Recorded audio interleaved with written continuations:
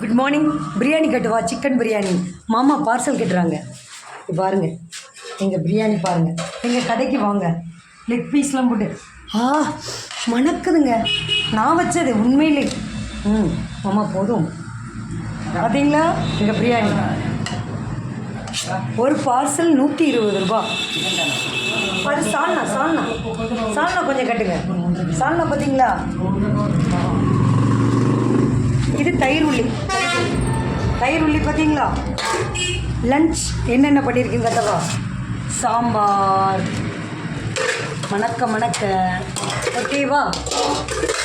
ரசம், பருப்பு.